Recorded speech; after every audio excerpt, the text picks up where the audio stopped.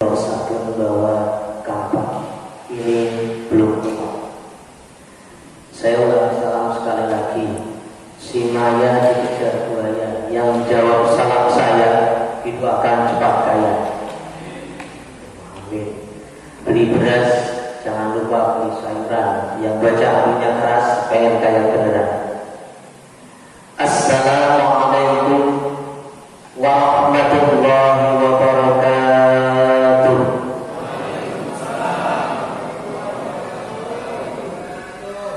Alhamdulillah, kompak berarti Masjid At-Taqwa jamaahnya pengen kaya beneran. Bener gak Bu? Ada ibu gak sih? Oh ya. Jalan-jalan ke Pondok Labu ternyata banyak angkotnya. Bapak Ibu apa kabarnya? Alhamdulillah, mudah-mudahan kita semuanya sehat semua. Alhamdulillahirabbil alamin wa bihi nasta'inu ala umurid dunya waddin.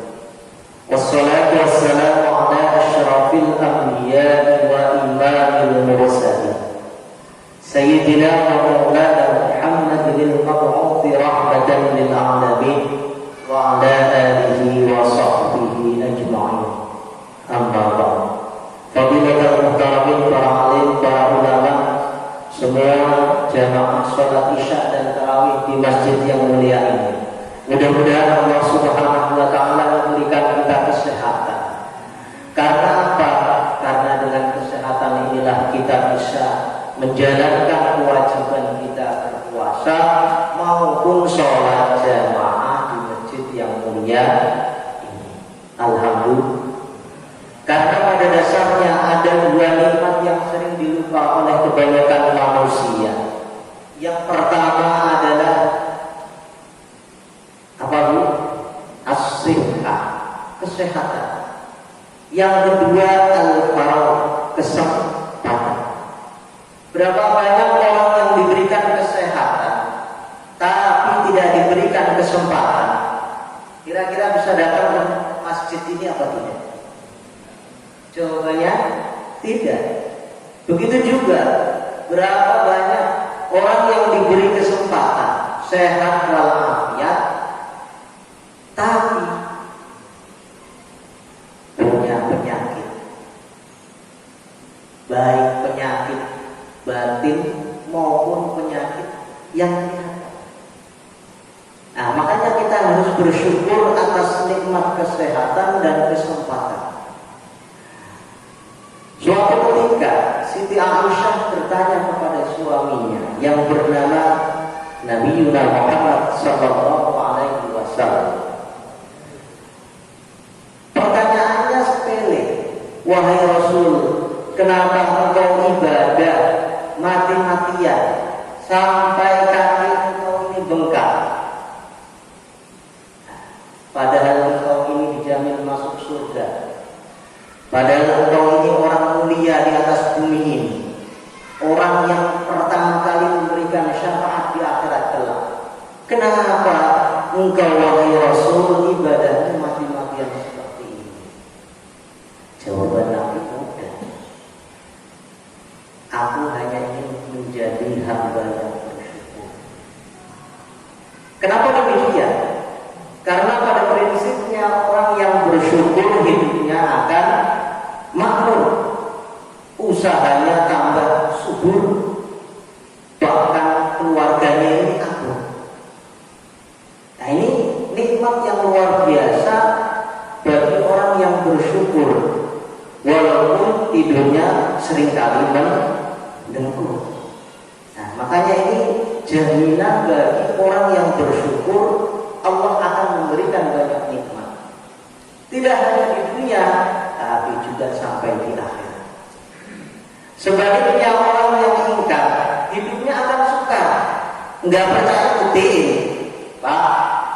Enggak percaya, buktiin. Kita diberi kesehatan, ternyata tidak menggunakan sebaik-baiknya nikmat tersebut. Kita biasa menganggap minum minuman keras, topi miring. Ternyata kesehatan ini digunakan hal-hal yang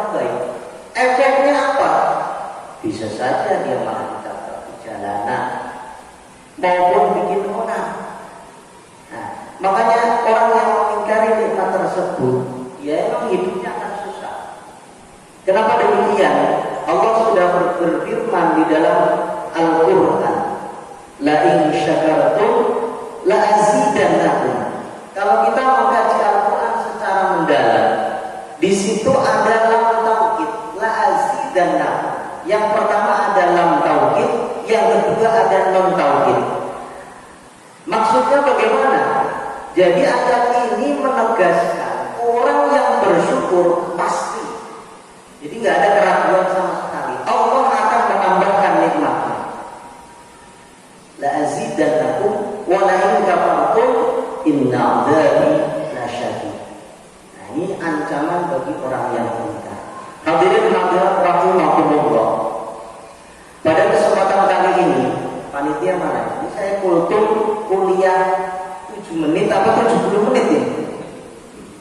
70 menit. Oh, siap. Pada kesempatan kali ini tepat malam ke-17. Benar atau tidak, Pak, Bu? Benar? Ya. Malam 18.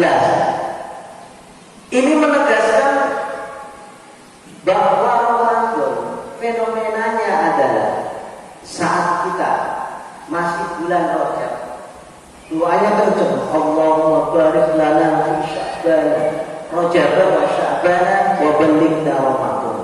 Kita berdoa saat bulan Rajab dan Sya'ban agar kita sampai di bulan Ramadan.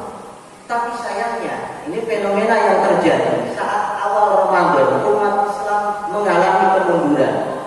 Pak, Bu, percaya nggak umat Islam mengalami kemunduran?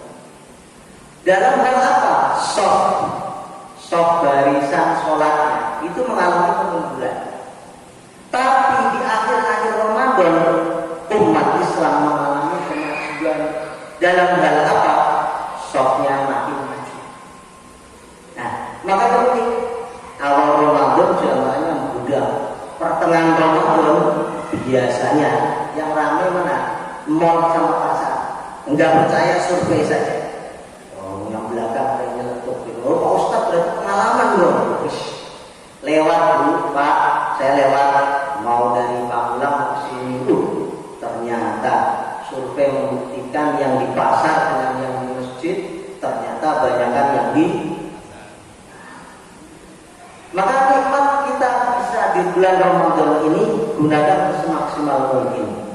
Karena pada prinsipnya aslul maksiat, sumber segala kejahatan ini ada 3. Bu, kalau ditanya suaminya, tadi dapat apa, Mak? Di masjid dapat oleh-oleh 3 hal. Bapak juga sama kalau ditanya ibunya, Pak, mau apa, Pak? Nah, saya mendapatkan 3 hal. Apa? Sumber kejahatan yang pertama adalah mempunyai sifat al-kibr, sifat sombong. Orang yang memiliki sifat sombong niscaya hidupnya tidak akan tenang. Nah, kenapa saya sebutkan demikian? Kita nggak usah kaget melihat fenomena ada orang yang ahli ibadah mati-matian, tapi perilakunya bertentangan dengan ajaran agama. Banyak sekali. Kita nggak usah kaget. Kenapa? Karena kita sudah diajari orang yang ahli ibadah, orang yang ahli pengalamannya luar biasa. Siapa? Iblis laknatullah alaihi. Iblis ini ahli ibadah, Bapak Ibu, jangan salah sangka. Pakar ibadah, pengalamannya lebih banyak daripada manusia. Ternyata amal perbuatan tidak ada yang diterima. Gara-gara apa? Gara-gara dia merasa paling baik, paling benar daripada Nabi Adam. Khalaqtani min nar, ya Allah, Engkau menciptakan aku dari api. Wa khalaqtahu min tin, sedangkan Nabi Adam Engkau ciptakan dari tanah. Jadi api lebih utama daripada tanah. Nah, anggapannya demikian.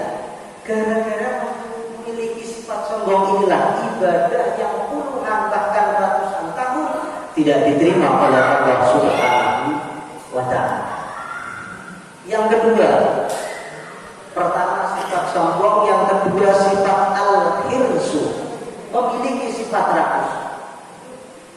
Kita bisa belajar pengalamannya Nabi Adam alaihissalam. Kenapa beliau dan keturunannya, istri dan keturunannya bisa diturunkan ke bumi ini? Itu gara-gara memiliki sifat rakus, memiliki sifat ambisi yang berlebihan. Akhirnya apa? Orang yang memiliki ambisi berlebihan biasanya akan melakukan kejahatan. Tidak percaya ya saat ini. Contoh, kalau daerah saya, daerah sana, suaminya pejabat, tinggal beberapa tahun lagi akan pensiun. Apa? Kita kerja bertahun-tahun nggak punya apa-apa, Pak. Gimana sih, Pak? Gara-gara tekanan istri, tekanan dari keluarga, bahkan dari tekanan tetangga, akhirnya seseorang melakukan kejahatan. Ini fenomena yang terjadi gara-gara memiliki sifat rakus. Dan yang terakhir, ini panitia benar 70 menit atau 7 menit? Ya, berhubung 7 menit, insya Allah yang nomor 3 lain kali. Mohon maaf bila ceramah saya kurang berisi, saya belum masuk televisi. Mohon maaf bila ada ceramah saya kurang halus, karena memang saya bukan makhluk halus. Mohon dimaklumi Bapak Ibu. Jalan-jalan ke Lebak Bulus, pulangnya bawa ikan. Bila ada kata yang kurang halus, mohon dimaafkan. Beli ketan di pasar pagi. Bila ada kesempatan kita ketemu, alhamdulillah. Kurang lebihnya mohon maaf. Wallahu muwaffiq ila aqwamit thoriq. Wassalamualaikum warahmatullahi